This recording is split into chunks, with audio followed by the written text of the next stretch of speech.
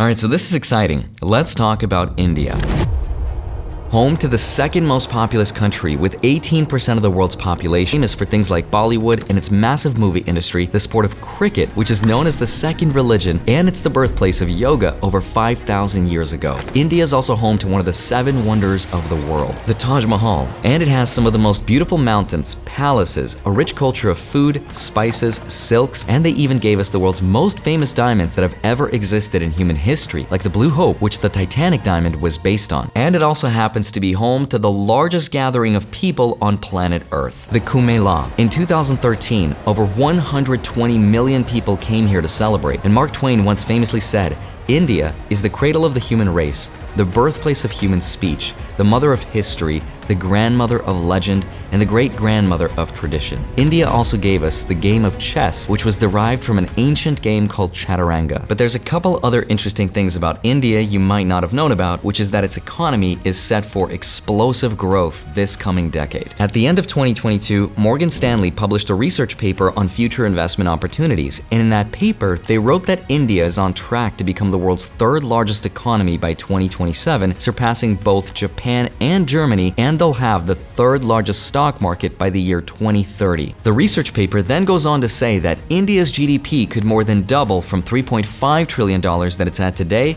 to over $7.5 trillion by the year 2031. And it also estimates that the Bombay Stock Exchange, which is India's stock market, could grow at 11% per year on average until they reach a $10 trillion market cap. Now, what the heck does all that mean? It means that India's stock market could outperform the US's over the next decade. And in a world that's waiting for a recession, the world that's experiencing negative growth in the equity market, where bonds are barely making any money for people, this could be a huge investment opportunity. And as somebody who has never invested outside of the US, as someone who's not an expert on this, I wanted to find out exactly what is going on. So in today's video, I want to share with you everything I learned and how I could potentially use this information to maybe make money from it. I'm super excited, so let's get right into it.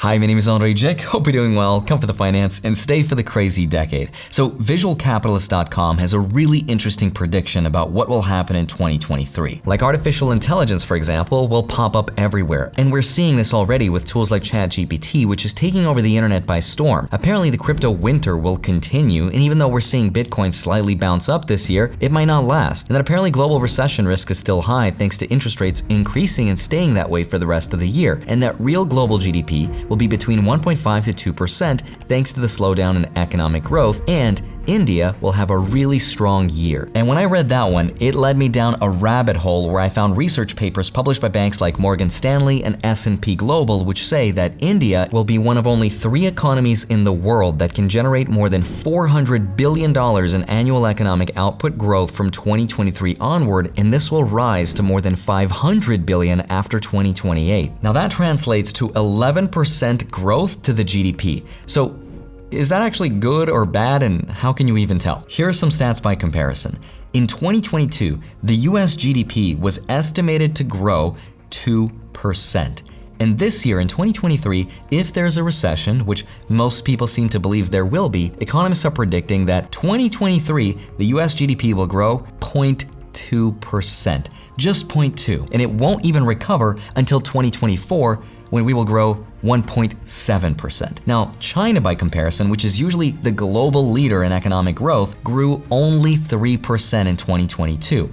India, by comparison, though, is gonna grow 6%. And remember, anytime there's an economic slowdown, it usually means people are gonna work less, we're gonna make less, we're gonna consume less, therefore companies are going to make less, which is usually a bad thing for the stock market. So for India to grow at 11% over this next decade is pretty insane. So one of the questions I had is, why is India's economy growing so fast, and why is the rest of the world not, and how can I get in on this growth? Now, there's 3 main reasons for why this is happening: global offshoring, financial transformation, and energy transition. Global offshoring refers to when a country outsources its production to another country. Now, historically speaking, the world just said to India, here, have 2 of the most important things anyone can do: software development and customer service. But here's the thing.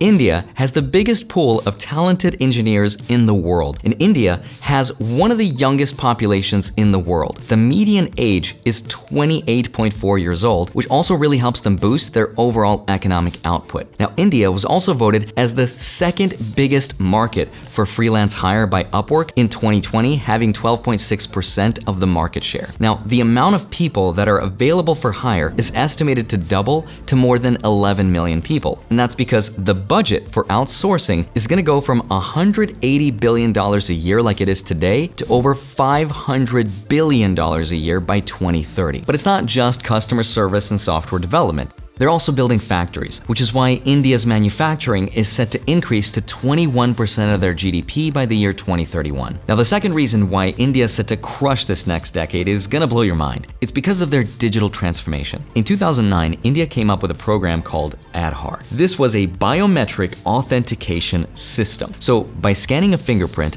a retinal scan, or a facial ID scan, it made it easier for people to access programs like Social Security, to pay taxes, for banking, healthcare, and shopping. And because this program is now part of something called India Stack, which is a decentralized utility for payments, it made it a lot easier for people and businesses to apply for credit and loans a lot cheaper and a lot more efficiently than ever before. Now, this was an extremely controversial program when it came out, but a 2018 report found that customers actually got better prices and they waited less in line for their food. If a store owner, for example, tried to scam their customers by weighing their rice bags down with hidden pebbles and stones, people actually have the ability to downvote those stores because the government has the ability to shut down underperforming stores. This incentivizes India to build better businesses. Now, this system, as good as it sounds, may or may not work in the US for privacy and data collection reasons, but the point is India has a lot more people and they need to be digitized and brought in and onboarded much faster, which is why the US is much more privileged in this regard. But the point is India's coming up with some super innovative solutions that is helping supercharge their economic growth. And speaking of financial growth, the amount of households making $35,000 a year will go up from 5.6 million households to over 25 million households by the year 2031. And more income means more spending, which means in theory, India's stock market should go up. Now, the third biggest reason why India is set to crush this next decade is because of the energy transformation. It's estimated that at least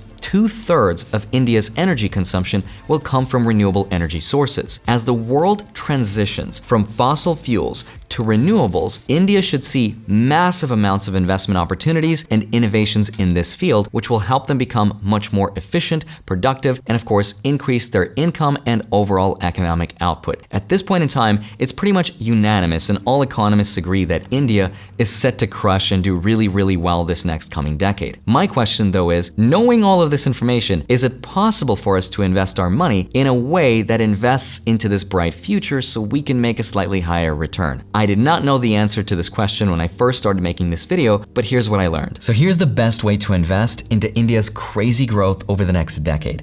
The secret is to buy India's, and that's how you make money really fast. That's how you become rich. Did my audio cut out? In all seriousness, some stocks in India are going to 10x. Some of them will 100x. But finding that one stock is almost impossible. So rather than trying to look for a needle in a haystack, it might be better to consider what are called ETFs, exchange-traded funds, which are bundles of stocks that look for a certain set of criteria. For example, the emerging market. And here are just some of the more popular ETF options people like to invest in to get exposure to India's stock market. But trying to find that one stock that's gonna 100x your money and make you rich is not a skill that I have. I'm not an expert, and because I have nothing to sell you, I'm just gonna say I don't know which one it's going to be. But before you walk away and before you get disappointed, check this out. This is about to blow your mind. According to Barron's, if you had invested $1 million into the US stock market in December of 1992, today you would have roughly $9.2 million. It's a ton of money. But if you had taken that same $1 million and put it into China's stock market, that money today would be worth $600,000. Not $1 million, $1,000. And if you had taken that same $1 million and put it into India's stock market, today you would have $8.2 million. So still a lot of money, but not as good as the US. The US stock market could still do better over the next 10 years, despite the fact that India might have a higher growing GDP. How does that even work, right? This is because the GDP is not a direct correlation to how well the stock market does. In 2008, for example, the S&P 500, the stock market, lost 40%. But that same year, the US GDP was down only 4.3%. And then next year in 2009, the US GDP was down 2.5%. It's crazy. You would think that the GDP was a lot more connected to the stock market, but it's not. Now on the flip side of this, the US GDP averaged less than 2% per year from 2008 up until this point, but the US stock market has averaged 9.15%, including dividends. Another example, in 2020, the US GDP was down 3.4%, but the stock market went up 18.4%. This happens because the stock market is so much more complicated than the GDP or the country's economic output. It also has to do with things like geopolitics, government support, social sentiment, interest rates, foreign exchange rates, central bank powers. It is so much more complicated than any one factor, and it's also why, even though China has had insanely amazing growth over the last few decades, the US stock market still did better. Now, because I don't know enough about world economics, I'm not going to invest my money into the success of another country because I don't know how that will translate to my own investment success over the long term, so I'm going to stick to what I know. And what I know is that the US stock market, which refers to this stock right here, VOO, has averaged between 7 to 9% per year, which is an incredible return, and I'm happy with that because it means I get to double my money roughly every 10 years. And I also noticed that every time I try to time the market or go outside of what I understand is usually when I end up losing money. Now, I can't give you financial advice because I'm not an expert, but I can tell you to smash the like button and subscribe for more fun videos like this one. As always, have a wonderful rest of your day. Smash the like button, subscribe if you haven't already. Don't forget to grab your free stocks. Links are all down below, and let me know how you're investing knowing this information. Are you going to do it different? Are you staying the course? Share with us your secret strategy. I'd love to hear it. As always, love you. Thank you so much for watching this video. I'll see you back here on Monday, Friday, sometimes Wednesday. See you soon. Bye-bye.